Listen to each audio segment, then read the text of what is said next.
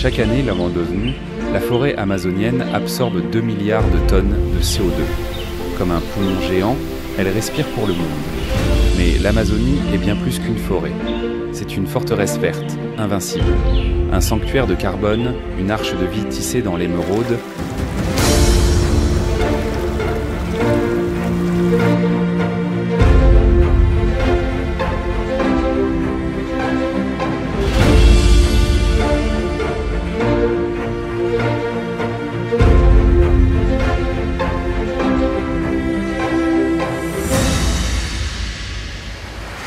Là coule le Las Piedras, l'un de ses innombrables affluents. Depuis des millénaires, ces eaux nourrissent la jungle et ses secrets enfouis sous des canopées épaisses. Ici, la nature est double, une mère généreuse et une ennemie sans pitié. Pour exister, il faut savoir effleurer le fil du danger. Et pour régner, il faut l'embrasser. Dans l'ombre des feuillages, les prédateurs suprêmes ne cessent jamais leur quête muette. Ils ne connaissent ni repos, ni pitié, seulement l'appel profond d'un ordre ancien. À chaque seconde, leur tansantum, leur présence tisse une tension invisible. C'est par leur puissance que la forêt respire avec mesure, que le déséquilibre est retenu au bord du chaos. Ils ne sont ni bourreaux ni victimes. Ils sont les piliers mouvants d'une balance sacrée, une jungle où le règne se mérite à chaque instant et où le moindre faux pas peut tout faire basculer. Bienvenue dans l'Amazonie sauvage. Le royaume des plus puissants, des plus dangereux, des plus majestueux, là où les prédateurs suprêmes ne cessent que de livrer bataille, non pour le pouvoir, mais pour survivre. Sous les feuillages denses, un théâtre invisible s'anime. Chaque seconde, l'équilibre se maintient sur un fil. Un monde où vivre, c'est résister. Un monde où mourir, c'est nourrir la vie.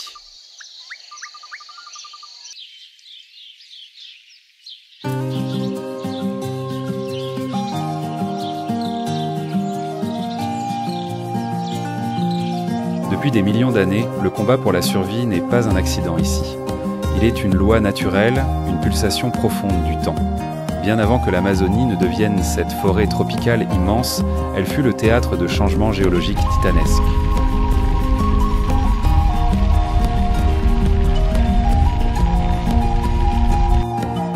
L'apparition et l'élévation progressive de la cordillère des Andes ont inversé le destin des eaux.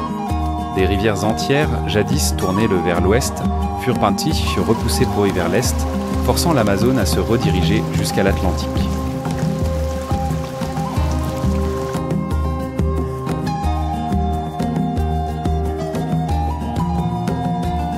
De ce bouleversement est née une mer intérieure, puis une forêt tropicale inondée, gorgée d'humidité, de lumière diffuse, de nutriments en suspension.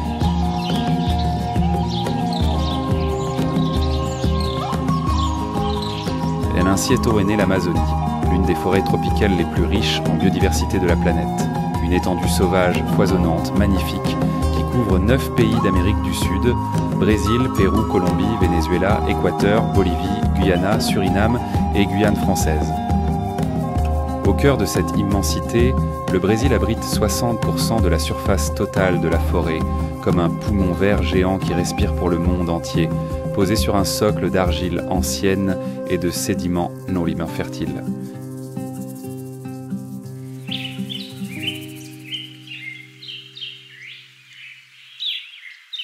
Ce sol, irrigué par le fleuve Amazone et ses centaines d'affluents, est un cadeau patient de millions d'années d'érosion et de transport. Une richesse que les arbres boivent, que les racines retiennent et que les créatures de la canopée transforment en vie foisonnante.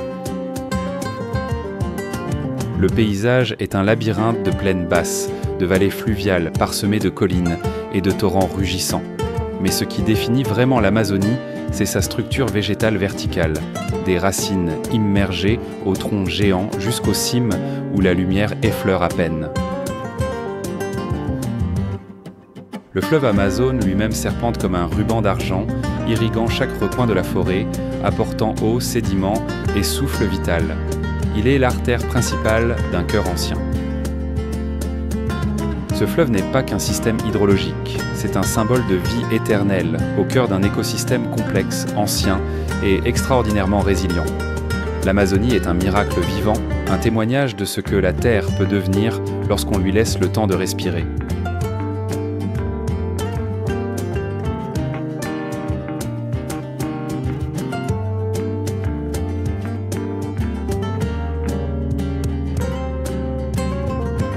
Avec près de 390 milliards d'arbres, répartis en 16 000 espèces, l'Amazonie est une œuvre vivante du Créateur, une tapisserie végétale géante, tissée de lumière, d'humidité et de souffle.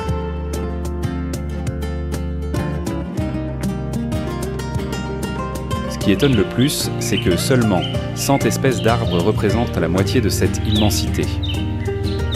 Preuve d'une architecture naturelle subtile, équilibrée avec une précision presque divine.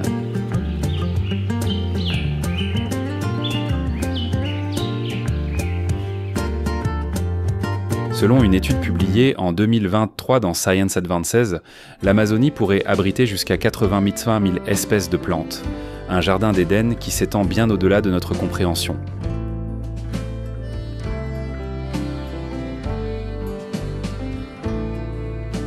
Mais ce royaume vert ne se limite pas aux plantes. L'Amazonie est le refuge de près de 10% de toutes les espèces vivantes de la planète. On y recense plus de 2200 espèces de poissons, 1300 d'oiseaux, 427 de mammifères, 430 d'amphibiens et 380 de reptiles.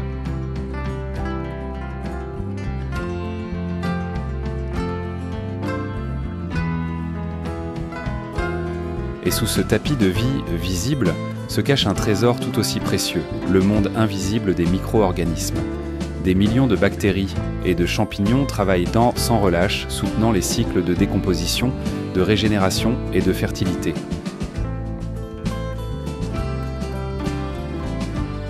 Le sol amazonien, composé de matière organique en décomposition rapide, est un réacteur vivant, alimenté par la chaleur et l'humidité tropicale. Une étude publiée dans la revue d'écologie tropicale en 2023 révèle que la forêt amazonienne stocke plus de 100 milliards de tonnes de carbone dans cette couche de litière riche. Ce stockage joue un rôle vital dans la régulation du climat mondial, faisant de cette forêt non seulement un sanctuaire de vie, mais aussi un rempart contre la crise planétaire. En 2024, plus de 2000 espèces de champignons ont été identifiées dans cette forêt, formant un réseau écologique souterrain, aussi complexe et indispensable que les arbres eux-mêmes.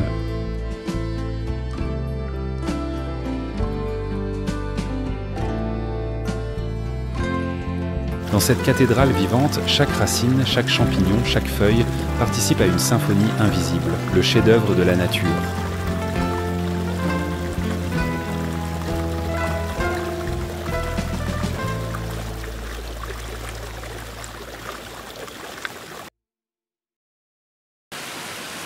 Dans la jungle amazonienne, où chaque bruit peut être une menace, chaque silence une embuscade, il existe un maître invisible, le jaguar. Nom scientifique, Panthera onca. C'est le plus grand félin d'Amérique et le prédateur suprême de l'écosystème amazonien. Ni la vitesse du guépard, ni la stratégie de groupe des lions ne sont ses armes. Le jaguar est un chasseur solitaire, et contrairement à ses cousins félins, il ne cherche pas l'asphyxie par la gorge. Non, il frappe directement le crâne. Sa mâchoire développe une pression de plus de 1500 psi, la plus puissante de tous les félins. Un seul coup de croc et le cerveau de la proie est atteint, la mort est instantanée.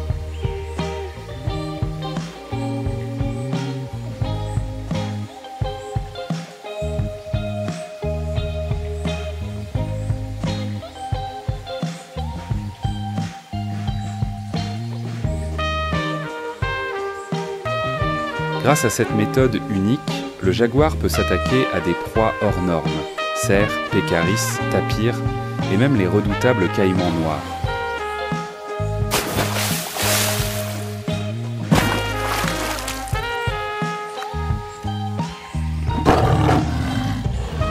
Mais même un roi peut vaciller. Malgré sa force, le jaguar est en danger.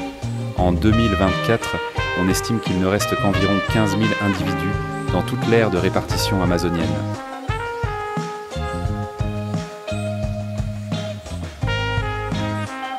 La perte d'habitat, la fragmentation de la forêt et les conflits croissants avec l'homme menacent l'existence même de ce félin mythique.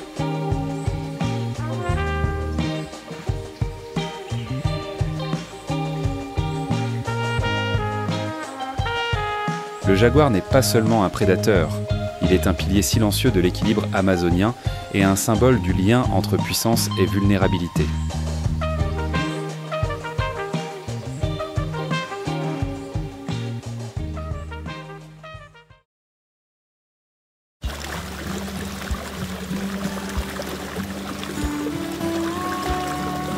Dans les profondeurs humides de la forêt amazonienne, tous les dangers ne viennent pas des fauves. Le sol, les feuilles mortes, les racines tordues abritent des prédateurs miniatures, maîtres de l'invisibilité et de l'attente silencieuse. Parmi eux, une légende colorée, la grenouille dendrobate, un nom scientifique pour un tueur en silence. Petit chasseur, grand pouvoir. Ces grenouilles ensemble mesurent peut-être que quelques centimètres, mais leur précision et leur vitesse de réaction en font des chasseurs redoutables. Elles se nourrissent de minuscules insectes, fourmis, termites, araignées.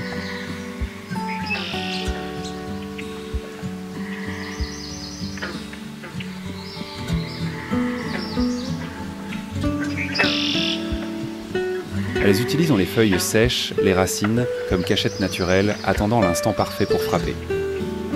Leurs couleurs vives, rouge, bleu, jaune, orange, ne sont pas là pour séduire. Elles avertissent « Je suis toxique, ne me touche pas ». Car en elles dort une arme chimique, la batrachotoxine, l'un des poisons les plus puissants de la nature.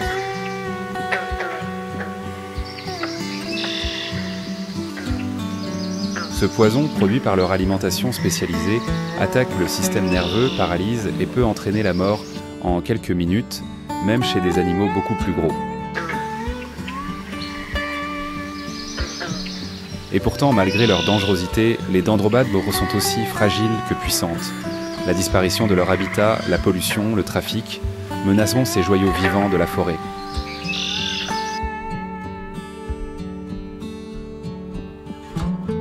Dans le théâtre minuscule de la litière, chaque grenouille est un miracle toxique, un rappel que la vie, même minuscule, peut être redoutable et mérite d'être protégée.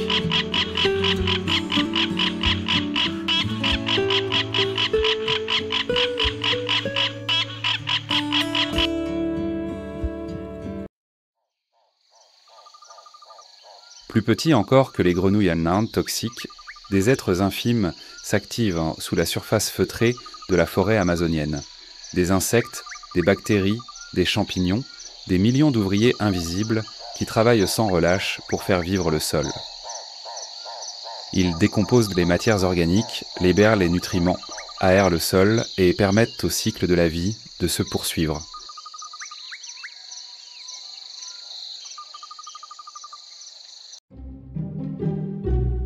Parmi ces héros du quotidien, il en est un que l'on admire pour son ingéniosité et son organisation quasi militaire, la fourmi coupe-feuille.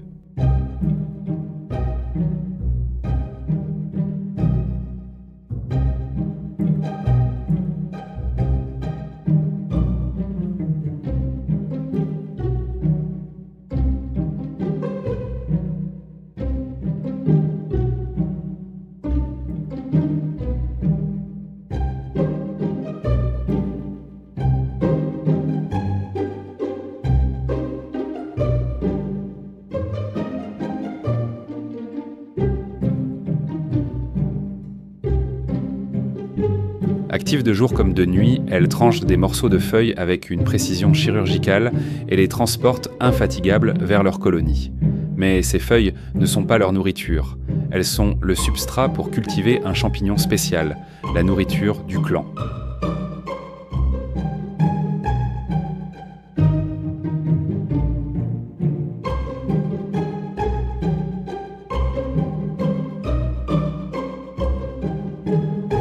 Une seule colonie peut compter plusieurs millions d'individus, organisés selon un système de caste ultra efficace.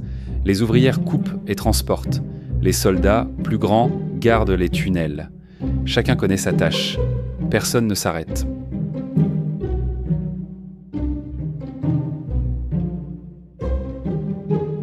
Leurs galeries souterraines peuvent les dents s'étendre sur plus de 8 mètres, formant un véritable réseau complexe avec des chambres spécialisées pour la culture de champignons, la protection des œufs, l'élevage des larves.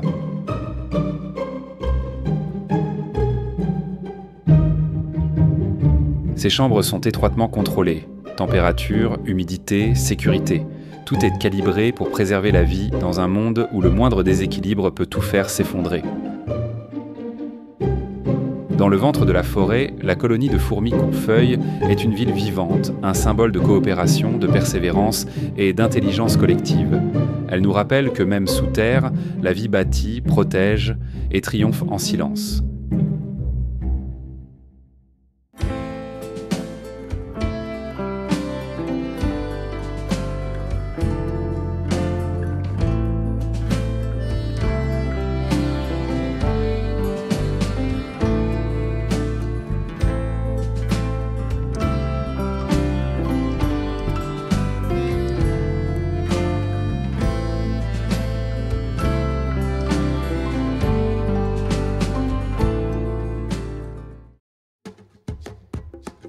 À plus de 30 mètres, au-dessus du sol, là où la lumière du soleil filtre à travers les cimes géantes, s'étend un monde invisible, depuis la terre ferme mais foisonnant de vie, la canopée amazonienne. Un royaume suspendu, vibrant, où chaque feuille, chaque branche devient scène d'un drame vivant. Ce niveau de la forêt est essentiel à l'équilibre écologique. Il réduit l'évaporation, maintient l'humidité ambiante et filtre les rayons brûlants pour protéger les strates inférieures. La canopée joue le rôle de régulateur climatique, comme une peau vivante entre le ciel et la terre. Elle peut stocker jusqu'à 40% du carbone de toute la forêt amazonienne, ce qui en fait un bouclier naturel contre le changement climatique. Plus de 26 000 espèces végétales y prospèrent, des feuillus géants aux plantes épiphytes, spécialement adaptés pour capturer la lumière diffuse dans les hauteurs. Ce monde aérien est presque autonome. Selon les chercheurs, environ la moitié des espèces amazoniennes peuvent y vivre, se reproduire et mourir sans jamais toucher le sol. Parmi les créatures les plus remarquables de cette couche céleste vit un maître de la lenteur, le paresseux tridactyle ou bradypus. Ce mammifère passe près de 90% de sa vie suspendu, accroché par ses longues griffes incurvées, entre ombre et lumière. Il avance à 0,15 miles par heure, porté par une vie au ralenti, dictée par un régime pauvre mais constant. Des feuilles de cécropia, des fleurs, des fruits. Son système digestif est un monde à lui seul. Pour digérer une seule portion de feuilles, il peut mettre jusqu'à 30 jours, ne consommant que 160 calories par jour, contre 2000 à 3000 chez d'autres mammifères de même taille. Mais la lenteur est sa force. Sa fourrure épaisse, souvent couverte de mousse et d'algues vertes, lui offre un camouflage parfait dans les feuillages. Mieux encore, elle abrite un écosystème entier. Des papillons de nuit y vivent, se cachant des prédateurs et en retour nettoient la fourrure en se nourrissant de champignons et d'algues. Une symbiose délicate où le corps du paresseux devient un jardin vivant.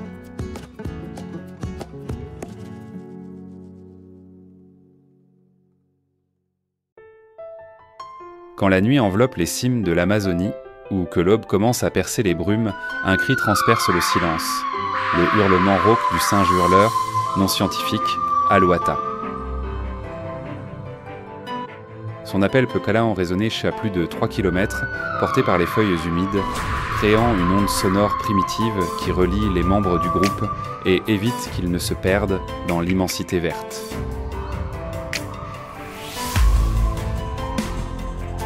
Grâce à un larynx extrêmement développé, le singe hurleur détient le cri le plus puissant de tous les primates. Un rugissement d'ombre qui marque le territoire et avertit les intrus.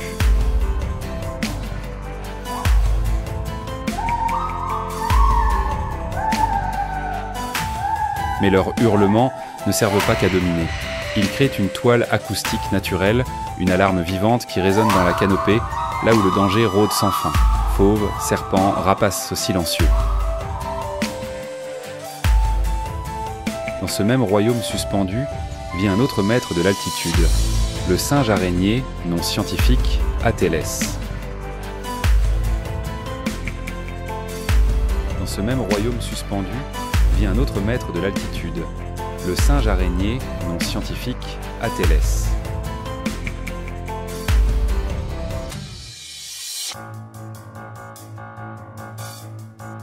Ces acrobates du ciel passent donc toute leur vie sans jamais toucher le sol.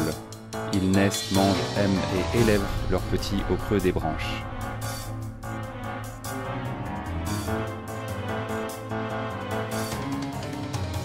Leur corps est taillé pour l'agilité, des bras longs et puissants et surtout une queue préhensile, véritable cinquième main, capable de supporter tout le poids de leur corps.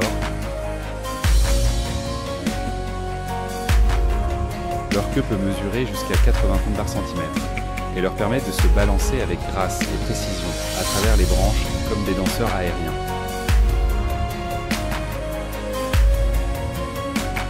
Capables d'atteindre 15 miles à l'heure en déplacement, les singes araignées naviguent dans la canopée avec une fluidité inégalée, échappant aux prédateurs et atteignant les fruits les plus inaccessibles.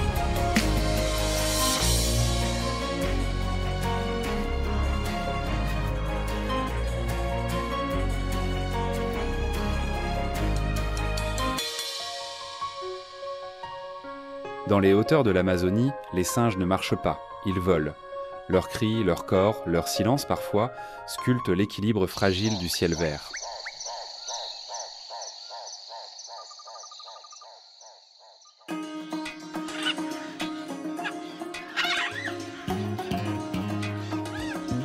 Dans le vaste théâtre végétal de l'Amazonie, parmi les éclats de vert et de brume, un éclat de couleur vive surgit comme une flamme ailée.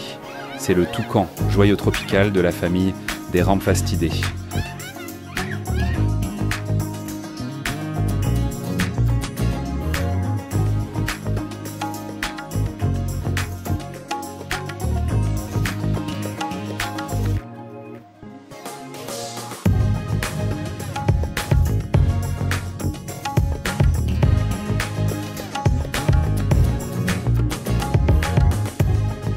Son bec, long de 15 à 19 cm, représente jusqu'à un tiers de la longueur totale de son corps. Mais ce n'est pas un simple outil, c'est un chef-d'œuvre de la biologie.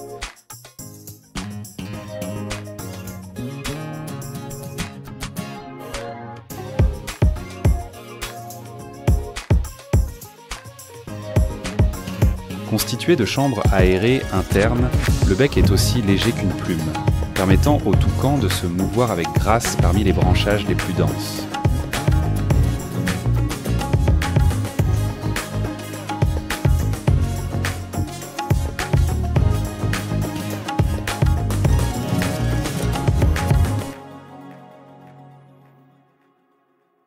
Mais ce bec n'est pas qu'un ornement, il fonctionne aussi comme un radiateur naturel, régulant la température corporelle dans le climat chaud et humide de la forêt tropicale.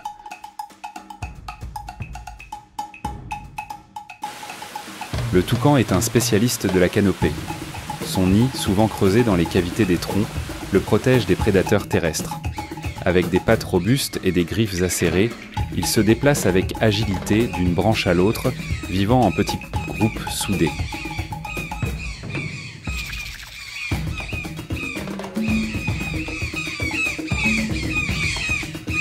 Leur communication repose sur des appels résonnants, des sons profonds et creux, utilisés pour maintenir le contact, mais aussi pour signaler un danger, créant une symphonie d'alerte dans la canopée.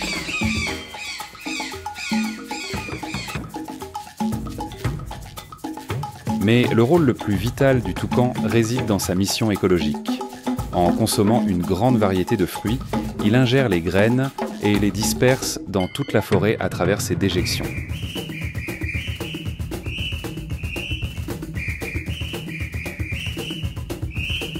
Grâce à cette fonction, le toucan est considéré comme l'un des meilleurs disséminateurs de graines de toute l'Amazonie. Il participe activement à la régénération de la forêt et au maintien de sa biodiversité végétale.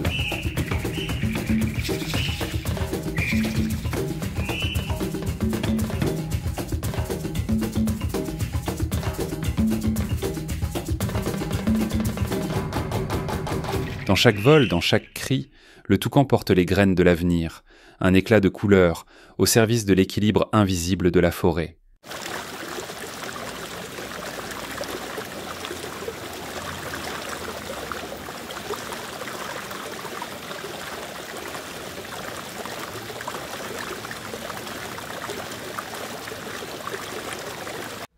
Sur les cimes de la forêt amazonienne, quand la lumière s'efface et que le monde s'endort, une silhouette immobile veille dans l'ombre. C'est le grand-duc d'Amérique, Bubo virginianus. L'un des plus grands rapaces nocturnes du continent, ce hibou peut mesurer de 45 à 64 cm, avec une envergure allant jusqu'à 1,50 m. Il niche discrètement sur les branches hautes, parfois dans les anciens nids d'autres oiseaux, parfois dans un abri qu'il façonne lui-même. Même s'il est répandu de l'Alaska jusqu'au sud du Brésil, le grand-duc joue un rôle vital dans la canopée amazonienne. Quand la nuit tombe et que les autres créatures dorment, lui s'éveille, maître silencieux des ténèbres. Ses yeux énormes, occupant près de 5% de son poids corporel, offrent une vision nocturne 100 fois plus sensible que celle de l'homme. Il peut détecter le moindre mouvement, même dans une obscurité presque totale. Mais c'est son ouïe hors norme qui le rend redoutable. Grâce à des oreilles asymétriques, il localise un son en 3 dimensions, même quand l'animal est caché sous les feuilles ou la terre. Il perçoit des différences de temps infimes, jusqu'à 1 millième de seconde, et construit une carte mentale du son. Rien ne lui échappe. Et quand il frappe, c'est avec une force brutale, jusqu'à 300 psi sous ses serres, de quoi briser les os d'un rongeur, d'un serpent et parfois même d'un oiseau de grande taille.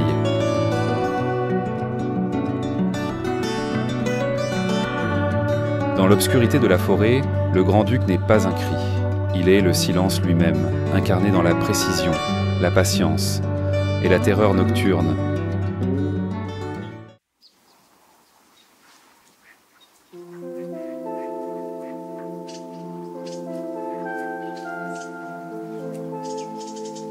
Entre 20 et 30 mètres au-dessus du sol, là où les rayons du soleil traversent les feuillages suspendus, s'étend une zone de demi-lumière. Un monde de transition, ni totalement éclairé, ni plongé dans l'obscurité.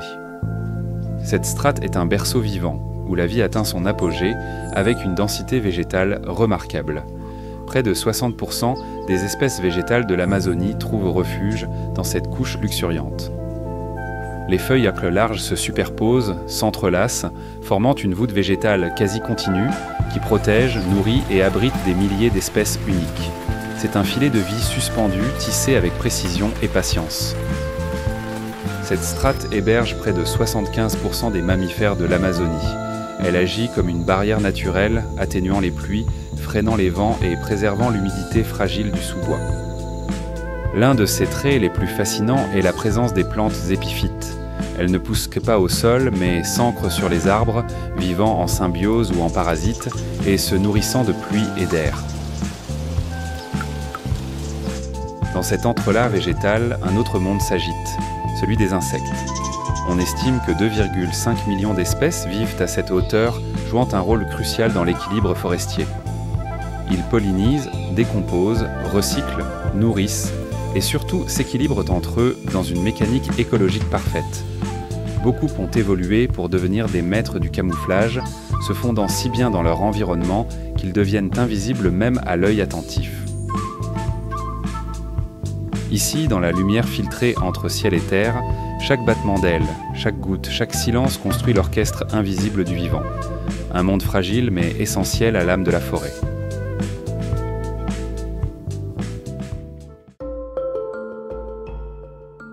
Parfois, la nature ne se contente pas de créer la beauté. Elle invente l'invisible, elle sculpte des formes qui imitent bien la vie d'autre chose.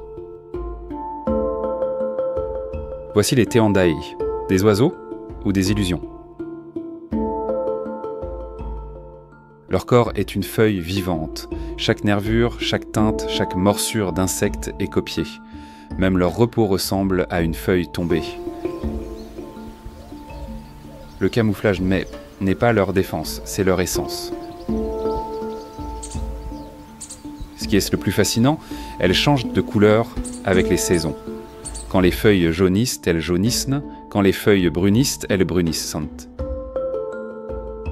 Une métamorphose continue, pour disparaître dans le décor vivant.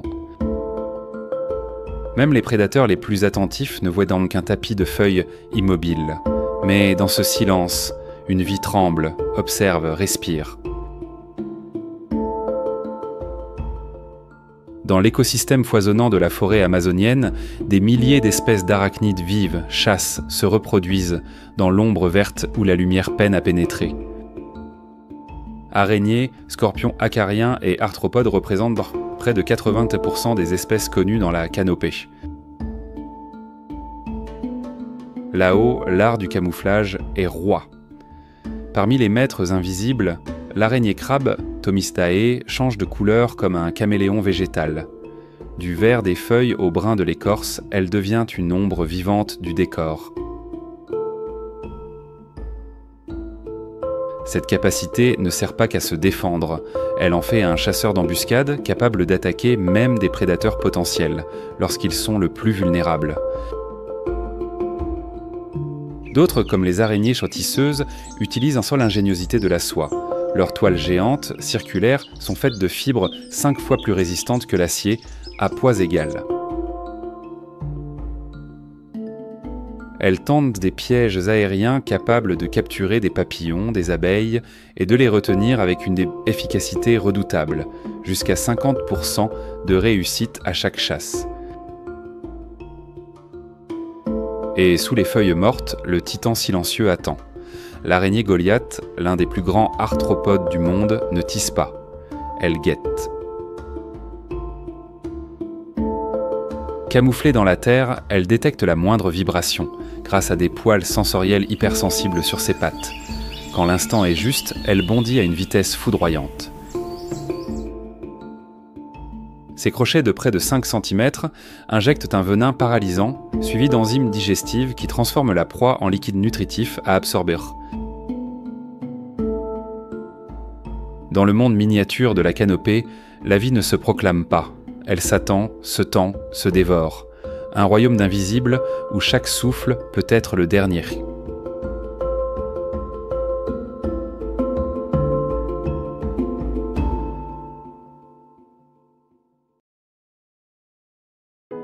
Sur les plus fines branches de la canopée, là où la lumière effleure les feuilles comme un souffle, un nid miniature prend forme. Il est tissé avec du fil d'araignée et des fragments végétaux, si petits qu'il tient dans la paume d'une main. C'est le nid du colibri, ce bijou vivant, presque invisible mais essentiel pour la survie de ses petits. La femelle choisit avec soin un lieu discret et inaccessible, loin des griffes et des crocs de la forêt. Mais le colibri n'est pas seulement un parent dévoué, c'est aussi un pilier silencieux de la reproduction végétale. On estime qu'il assure environ 25% de la pollinisation dans les étages supérieurs de la forêt amazonienne. Avec sa langue longue et fine, il atteint les nectars cachés dans des fleurs hors de portée pour les autres espèces d'oiseaux. Chaque battement d'aile est un geste de vie, chaque visite, une promesse de régénération. Le colibri détient le métabolisme le plus rapide du règne aviaire. Son cœur peut battre jusqu'à 1200 fois par minute en vol, consommant une énergie titanesque comparée à son corps minuscule. Mais c'est ce feu intérieur, cette énergie brûlante, qui lui permet de danser d'une fleur à l'autre, sans jamais toucher le sol, un messager minuscule mais indispensable à l'équilibre des hauteurs. Dans l'ombre mouvante des cimes, le colibri n'est pas juste un oiseau. Il est une étincelle de vie, une respiration florale, l'invisible cœur battant du ciel amazonien. Lorsque la saison sèche débute, de juillet à décembre, et que la forêt offre en abondance sa nourriture, un signal retentit dans les hauteurs.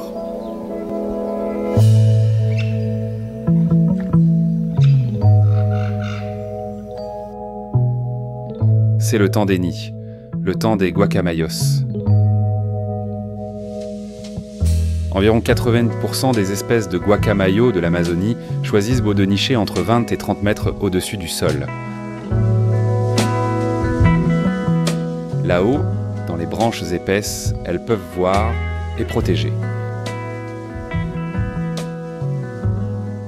Leur arbre préféré, Ceiba pentandra. Un géant à tronc massif et racines profondes, capable de résister aux serpents, aux singes, au vent.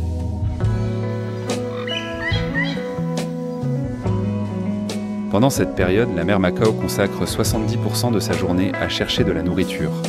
Pour ses petits, pour leur croissance, pour la vie.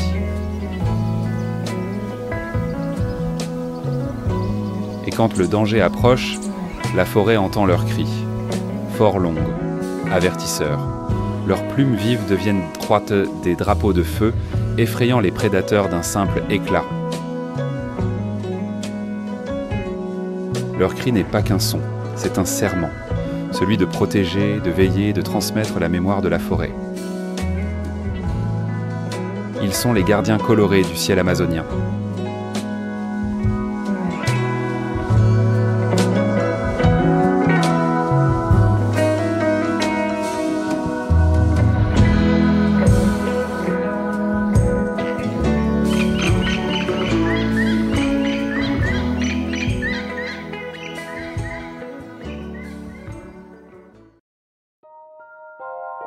Sous la majesté verte de l'Amazonie, s'étend un autre monde, un monde sans soleil, sans feuilles, sans champs.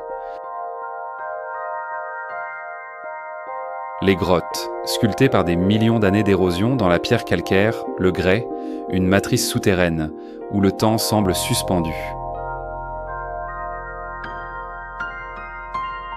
Ces cavernes forment un réseau complexe, chambres, rivières, lacs, galeries. Dans cette obscurité permanente, la vie a dû s'adapter ou disparaître. Ici, pas de photosynthèse, la lumière ne nourrit rien. Alors, la vie invente autre chose. Elle s'appuie sur l'énergie chimique. Des bactéries chimiosynthétiques se transforment dans quoi des composés chimiques en énergie. Elles deviennent la base de toute une chaîne alimentaire.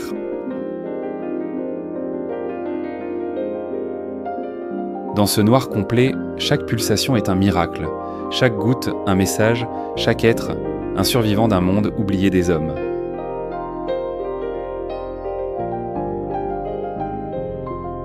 Elles craignent de la matière organique, nourrissent des vers, des arthropodes, des poissons aveugles, toute une communauté qui ne voit jamais le ciel mais respire l'éternité minérale. Dans ce noir complet, chaque pulsation est un miracle, chaque goutte un message, chaque être un survivant d'un monde oublié des hommes. Dans le ventre sombre de l'Amazonie vit un chasseur silencieux, un buveur de nuit. Voici Desmodus rotundus, le vampire de la forêt tropicale. Ils vivent en densité impressionnante, jusqu'à 8 individus par mètre carré dans les grottes. Là, l'humidité constante et l'obscurité éternelle forment un sanctuaire d'énergie conservée. Ce sont les seuls chauves-souris au monde dont l'alimentation repose exclusivement sur le sang, 21 millilitres chaque nuit. Pas plus, pas moins, juste ce qu'il faut pour survivre. Avec leurs dents comme des lames de verre, ils ouvrent une incision minuscule dans la peau de leur proie. Le reste est un murmure. Grâce à la draculine, une enzyme dans leur salive, la blessure ne coagule pas. La douleur est retardée et le sang coule. Mais leur secret le plus fascinant n'est pas dans le sang, il est dans leur cœur. Quand l'un d'eux ne trouve pas à manger, un autre lui offre un peu de son sang. Un geste rare, vital, solidaire. Ce partage renforce le lien du groupe, mais surtout, ils est le pilier de leur survie dans un monde où chaque goutte compte.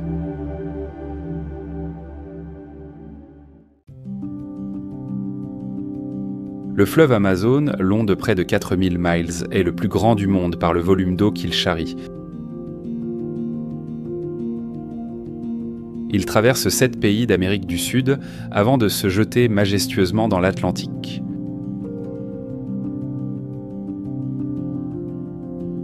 Son écosystème aquatique se divise en deux royaumes d'eau, les eaux blanches et les eaux noires, deux âmes contrastées d'un même cœur liquide.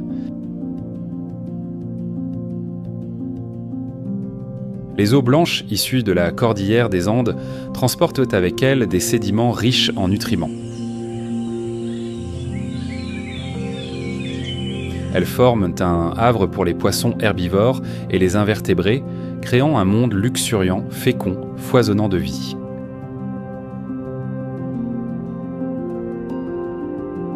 À l'opposé, les eaux noires, acides, teintées d'effrantes de tannines végétaux, sont pauvres en sédiments mais riches en mystères.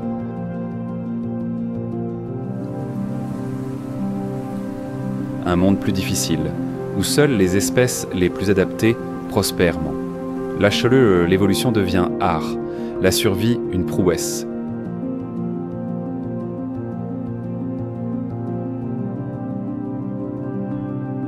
Le long des berges tranquilles du fleuve, les banderoles de sable doré deviennent des défendantes des théâtres lumineux. C'est là que les tortues d'eau douce remontent, pour se réchauffer au soleil et se débarrasser des parasites.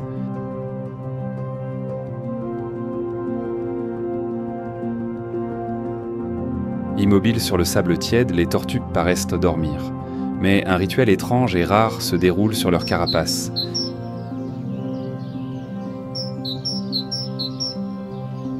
Des papillons descendent en nuée douce, attirés non par le nectar, mais par les larmes.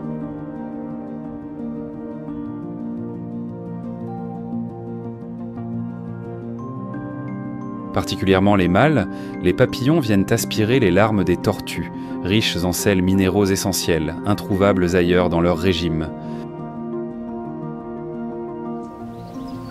Ce comportement, aussi poétique qu'inhabituel, porte un nom, l'acryphagie, l'art de boire les larmes. Dans cet instant suspendu, la nature dévoile une de ses plus discrètes merveilles. La rencontre improbable entre un reptile ancien et des ailes de soie, un échange silencieux de vie.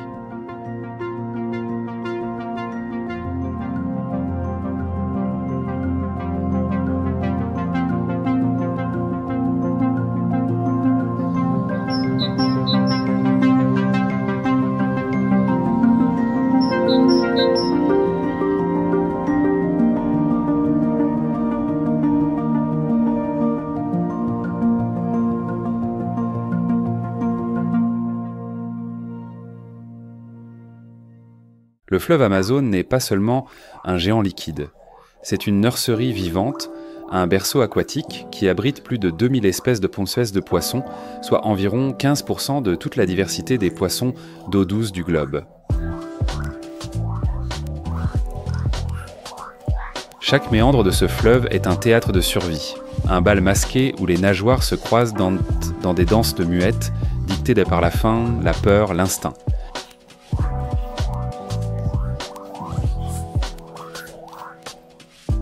Dans ces eaux troubles et riches en proie, un oiseau particulier glisse comme une énigme vivante.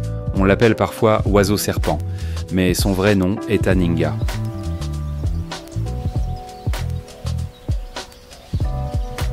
Longiligne, élégant et discret, l'Aninga n'a rien d'un oiseau classique. Son corps mince et souple semble avoir été façonné par l'eau elle-même.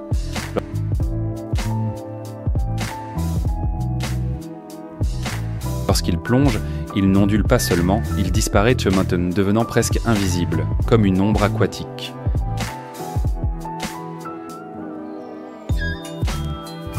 Contrairement à la majorité des oiseaux aquatiques, ses plumes ne sont pas imperméables. Et c'est là sa magie. Privée de la flottaison naturelle, l'Aninga peut s'enfoncer jusqu'à 6 mètres, soit 20 pieds en ADR. Dans les profondeurs, sans effort, sans résistance. Il devient un chasseur fantôme, se mouvant avec la grâce d'un serpent, sans créer de remous.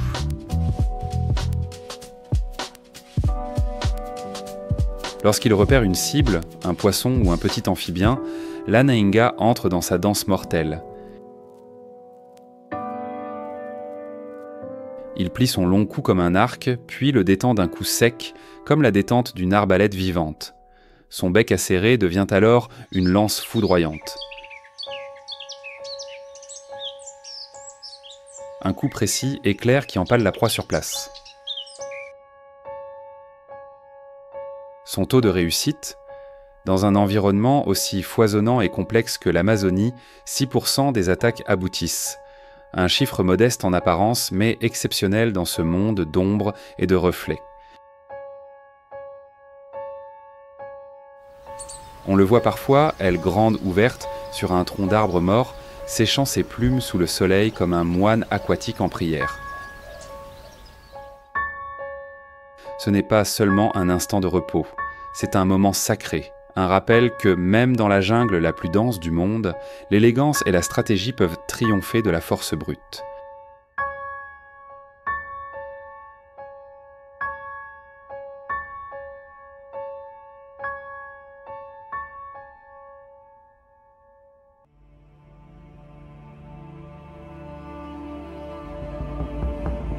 Parmi tous les habitants du fleuve Amazone, il en est un que la nature elle-même semble avoir façonné pour la crainte, la puissance et la domination. Un survivant d'un autre âge, un seigneur sans couronne, le caïman noir.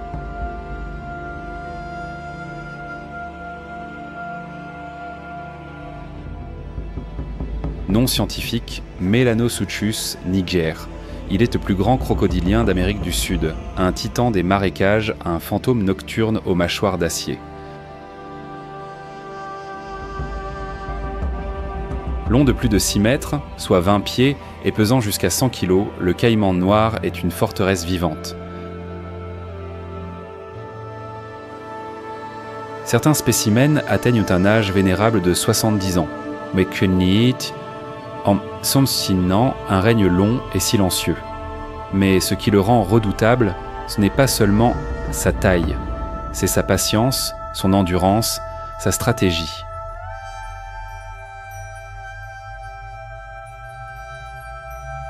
Lorsqu'il n'a rien à se mettre sous la dent, il ne panique pas. Grâce à une formidable capacité à stocker l'énergie sous forme de graisse, il peut survivre des semaines, voire des mois, sans manger.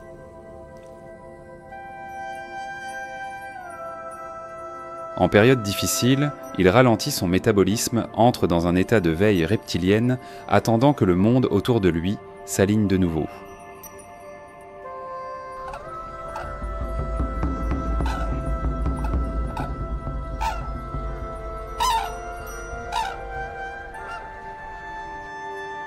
Sa peau noire, lisse et rugueuse à la fois, n'est pas qu'une armure. Elle est une cape d'invisibilité. Dans les eaux sombres d'Amazonie, il disparaît.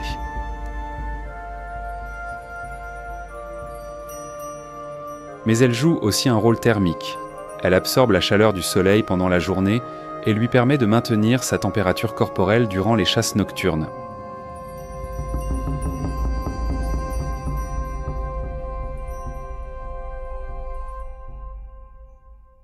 Ses yeux, eux, sont équipés d'un organe fabuleux, le tapetum lucidum.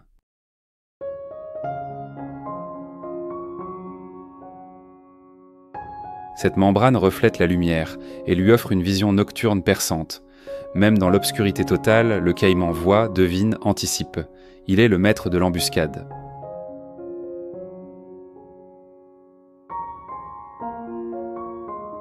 Souvent, il reste immobile, à moitié submergé ou dissimulé sous les racines et herbes hautes. Il attend. Puis, soudain, le monde bascule.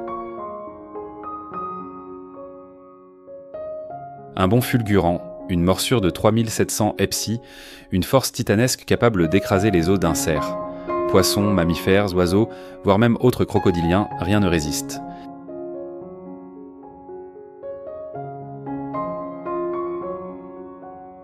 Mais ce n'est pas fini.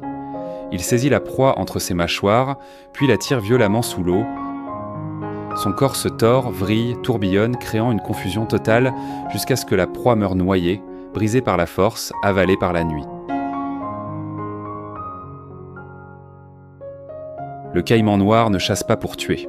Il règne. Il est la nuit personnifiée, le dernier juge des eaux, une relique puissante de l'équilibre sauvage.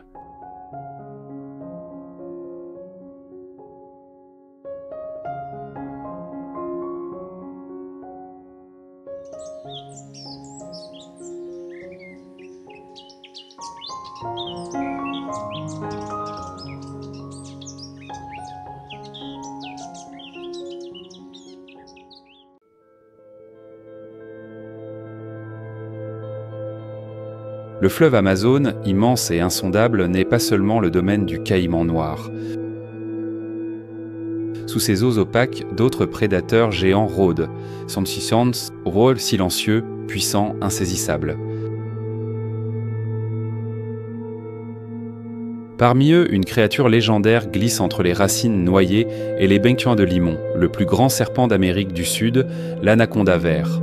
Son nom scientifique, Eunectes murinus, son surnom, le constricteur des ténèbres.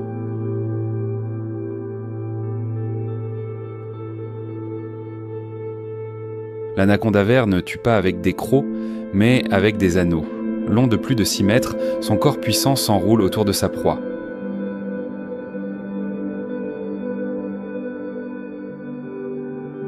Il n'écrase pas, il étouffe. Chaque contraction coupe un peu plus le souffle, brise une côte, éteint une vie.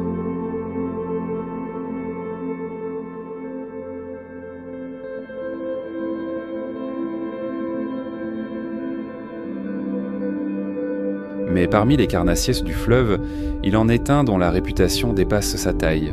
Le redoutable piranha rouge, au nom scientifique Pygocentrus natereri.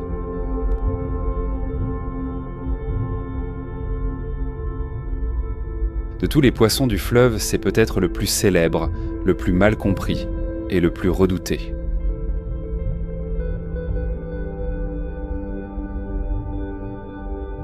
Ses dents sont des lames miniatures, parfaitement alignées comme des scies. Chacune mesure entre 0,16 et 0,5 cm, acérées comme du verre poli.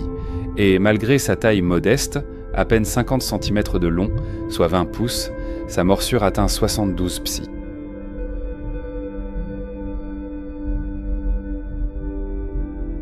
Mais le vrai cauchemar, c'est la meute. Les piranhas rouges chassent en groupe de 20 à 30 individus, attaquant ensemble dans une stratégie millimétrée.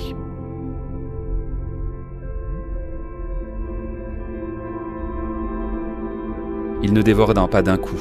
Ils découpent, petit à petit, affaiblissent, épuisent. La première morsure peut te retirer jusqu'à 35% du poids du corps de la proie en quelques minutes.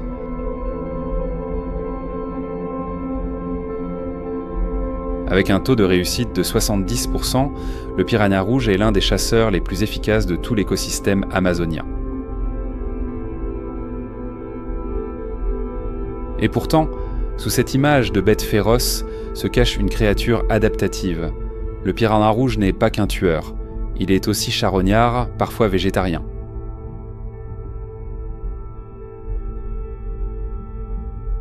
Il peut passer de proies fraîches à cadavres, ou même à des plantes aquatiques, selon les conditions.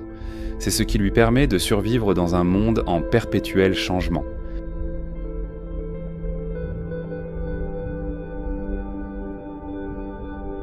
Dans les profondeurs de l'Amazonie, la survie n'est jamais une question de force brute. C'est une histoire d'adaptation, de patience et parfois de stratégie partagée. Car ici, même les plus petits peuvent vaincre lorsqu'ils agissent ensemble.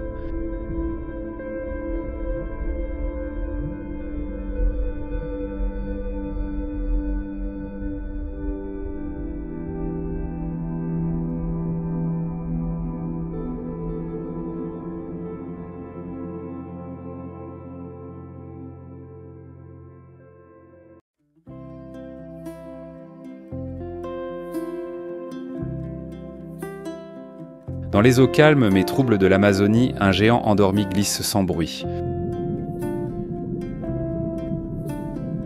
Son nom, Arapaima ou Pirarucu, dans la langue des peuples de la forêt.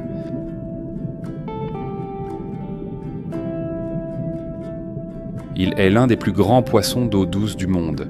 Il peut mesurer jusqu'à 3 mètres de long et peser plus de 200 kg.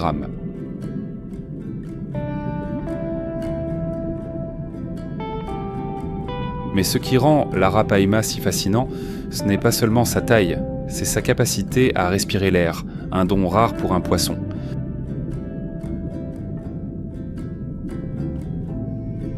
Grâce à une vessie natatoire modifiée, l'Arapaima peut absorber l'oxygène atmosphérique. Cela lui permet de survivre dans les eaux pauvres en oxygène, là où d'autres s'étoufferaient lentement.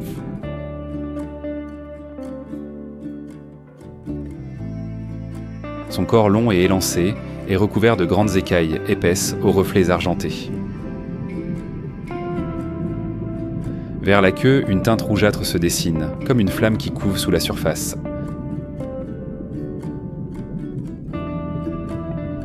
L'arapaima est un prédateur discret mais redoutable. Il se nourrit de poissons plus petits, de crevettes, de crabes et parfois même d'oiseaux ou de mammifères tombés à l'eau. Il attaque par aspiration, ouvrant soudainement sa grande bouche pour engloutir la proie entière. Mais au-delà de sa puissance, l'arapaima est un pilier de l'écosystème amazonien. Il joue un rôle essentiel dans l'équilibre des espèces aquatiques, tout en étant source de nourriture, de culture et de légendes pour les communautés locales. Aujourd'hui pourtant, ce géant paisible est en péril. La surpêche combinée à la perte d'habitat a provoqué une chute dramatique de sa population dans la nature. Face à cela, les efforts de conservation se multiplient. Des programmes de protection, d'élevage contrôlé et de sensibilisation locale sont en place pour lui redonner une chance. Préserver l'arapaima, ce n'est pas seulement sauver un poisson. C'est protéger un symbole vivant de la grandeur naturelle et un rappel puissant de la fragilité de nos écosystèmes. Dans le cœur de la forêt amazonienne, chaque battement de nageoire est un témoignage de vie. Et l'arapaima, par sa seule existence, nous enseigne que même les géants ont besoin de protection.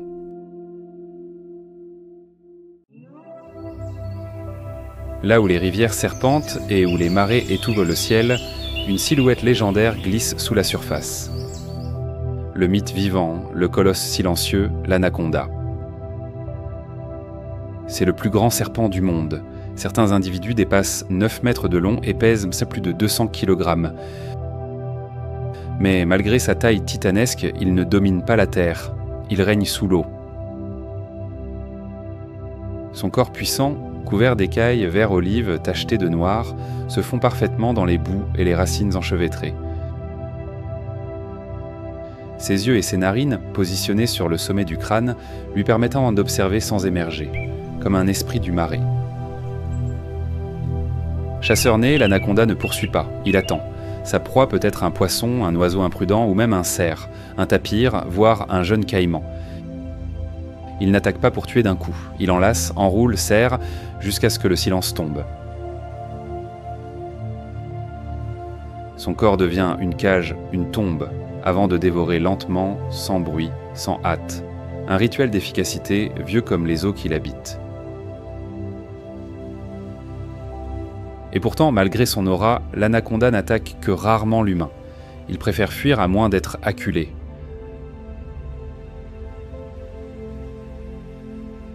Dans l'équilibre fragile de l'Amazonie, il est gardien d'harmonie, un symbole sacré de force et de mystère.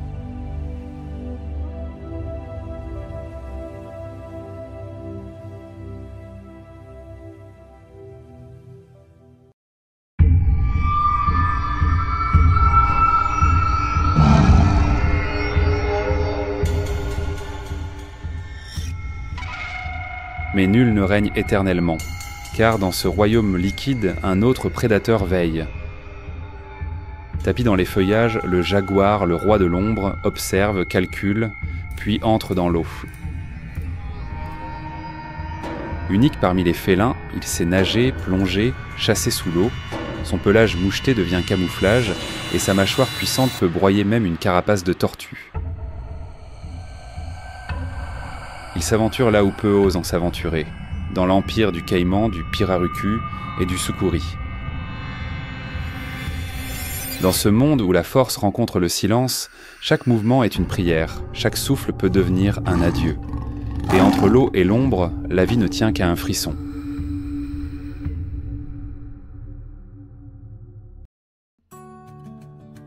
Parmi les feuilles, dans les ombres et même sous l'eau, le roi demeure, le jaguar, Panthera onca. Contrairement aux autres grands félins, il ne craint pas l'eau. Il l'aime, il s'y baigne, il s'y cache, il y chasse.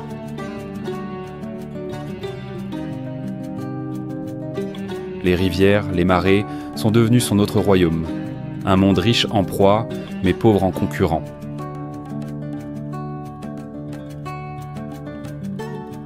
Selon une étude de 2023, 15 à 20% du régime alimentaire du jaguar dans l'Amazonie est composé de proies aquatiques, poissons, tortues et même de jeunes caïmans. Ces embuscades aquatiques sont encore plus efficaces qu'une ancre sur terre. Taux de réussite, 60%.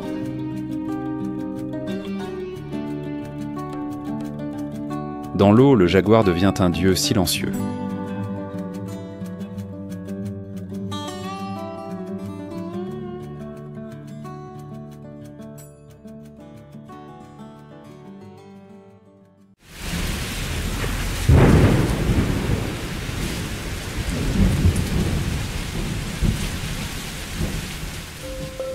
Quand l'Amazonie se noie, les géants fuient et les oiseaux s'envolent.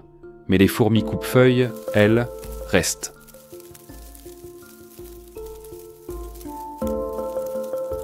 Face à la montée des eaux, elles reconstruisent. Des chambres plus hautes, des tunnels de drainage.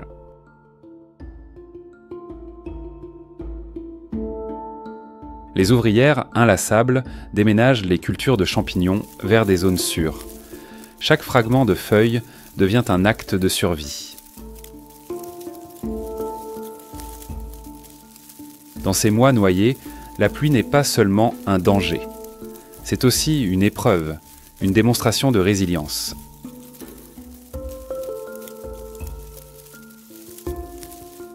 Ces fourmis invisibles nous rappellent que la force n'a pas toujours besoin de rugir. Parfois, elle avance sur 6 pattes.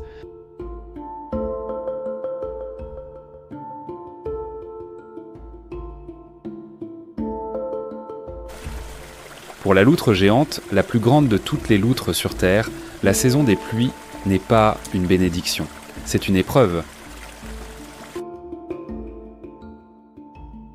Quand l'eau monte, les poissons fuient. Ils se dispersent dans des zones inondées, loin, profonds, invisibles.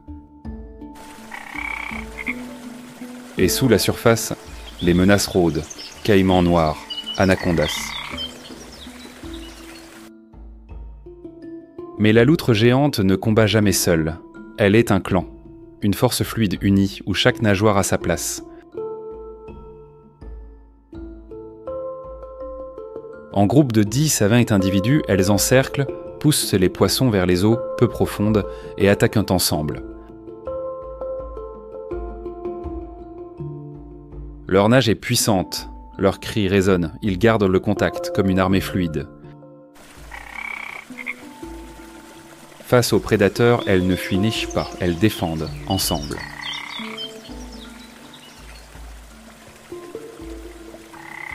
Cette coopération, ce lien tissé sous l'eau, peut augmenter leurs chances de survie jusqu'à 70%. La loutre géante n'est pas seulement une chasseuse, elle est un symbole de l'intelligence communautaire, une réponse vivante au défi du déluge.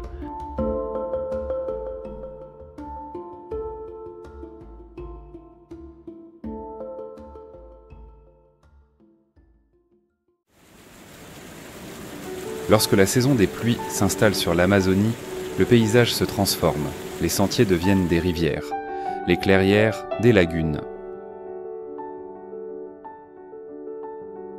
Le sol disparaît sous une mer d'eau douce mouvante. La forêt se soulève, respire lentement sous l'inondation. Paradoxalement, la nourriture devient abondante, mais les nutriments se diluant dans l'eau. Et pour certaines espèces, c'est une épreuve silencieuse. C'est là qu'apparaissent les lécheurs de sel, les pécaris, ces cochons sauvages typiques de l'Amérique du Sud. Ces animaux robustes, au museau nerveux, se rassemblent autour de clairières riches en minéraux. Sodium, calcium, magnésium, ces éléments invisibles deviennent vitaux. Ils viennent y lécher la terre, gratter la boue, comblant les manques d'un régime tropical déséquilibré. Mais là où la vie se concentre, le danger rôde. Ces sources minérales deviennent aussi des pièges mortels. Durant la saison des pluies, près de 30% des attaques réussies du jaguar sur les peccaris se produisent autour de ces points d'eau riches en sel. Le jaguar attente. Dans l'ombre, dans le silence, il calcule. Son pelage tacheté fond dans la lumière verte. Il sait qu'à tout moment, le sol s'ouvrira sous la panique. Mais les peccaris ne sont pas des proies dociles. Ils vivent en grands groupes sociaux, parfois plusieurs centaines. Ils ont leurs gardiens, leurs sentinelles, des individus placés en lisière, chargés de détecter le moindre danger. Dans la saison des mirages, où l'abondance masque la menace, le pécari nous enseigne que la solidarité est la meilleure des armures. Et dans la jungle inondée de l'Amazonie, ce sont parfois les plus unis et non les plus forts qui vivent un jour de plus.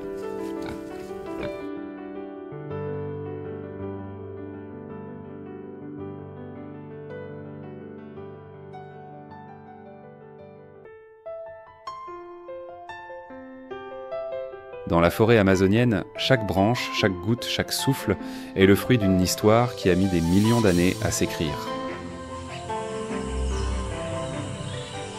Les plaques tectoniques ont lentement sculpté cette région, offrant au monde un joyau de biodiversité. Mais l'homme, lui, n'a eu besoin que de quelques décennies pour tout bouleverser.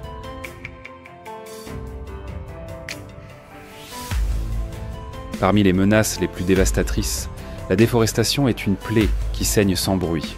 On arrache les arbres, on brûle les racines, et avec eux, ce sont des mondes entiers qui disparaissent. Les arbres tombent et les animaux fuient, ou meurent sans jamais être nommés. L'eau se trouble, les rivières s'empoisonnent, le ciel s'assombrit. Selon l'Organisation météorologique mondiale, en 2023, plus de 20% de la forêt amazonienne avait déjà disparu en seulement 50 ans. Ce n'est pas une simple statistique, c'est un effondrement biologique, un silence qui s'installe là où la vie foisonnait. Et si rien n'est fait, d'ici 2050, c'est 40% de cette forêt mythique qui pourrait disparaître.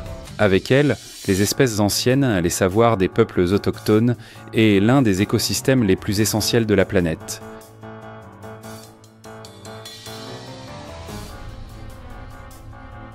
Le changement climatique aggrave encore la blessure. La température monte, les pluies aussi se raréfient, et la jungle jadis impénétrable s'enflamme. Des régions jadis vertes deviennent des cendres noires, des cicatrices fumantes sur le visage du monde. Ce n'est pas une tragédie locale, c'est une menace planétaire, car l'Amazonie ne respire pas seulement pour elle-même, elle respire pour nous tous.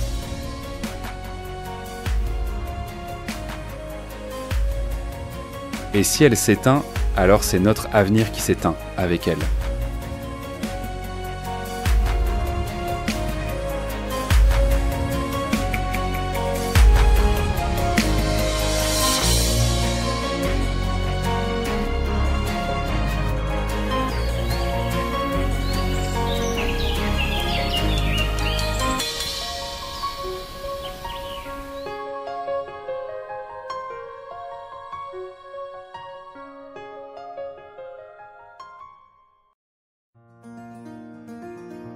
Selon le WWF et une étude publiée dans la revue Nature en 2024, chaque année, entre 400 et 500 nouvelles espèces sont découvertes dans la forêt amazonienne. Mais au même moment, des centaines d'autres s'éteignent à jamais, sans même que l'humanité ait eu le temps de les nommer.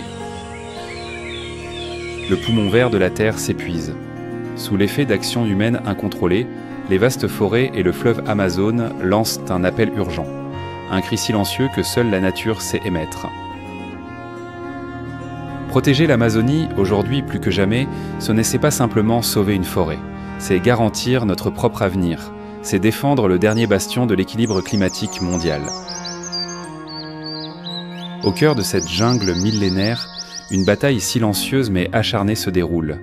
Les efforts de conservation, tels des flammes vacillantes dans la nuit, ne cherchent pas seulement à préserver la nature, mais à honorer un devoir sacré, protéger le souffle de la planète. Une étude de 2023, publiée dans les Proceedings of the National Academy of Sciences, révèle que les territoires gérés par les peuples autochtones ont permis de préserver plus de 55 millions d'hectares de forêts amazoniennes en réduisant considérablement la déforestation. Parallèlement, des ONG et gouvernements collaborent à des programmes ambitieux de reforestation. Le projet 1 trillion d'arbres du WWF vise à planter 1 milliard d'arbres dans le monde, dont une large part en Amazonie.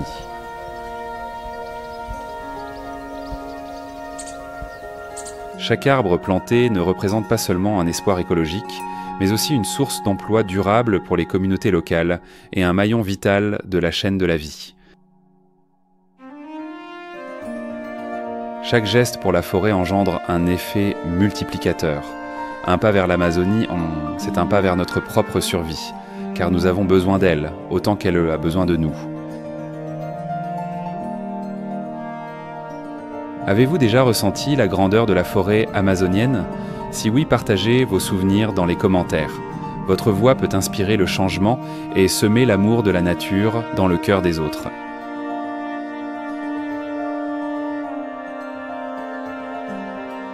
Abonnez-vous, cliquez sur la cloche et rejoignez-nous pour découvrir d'autres lieux où la nature a encore tant à raconter.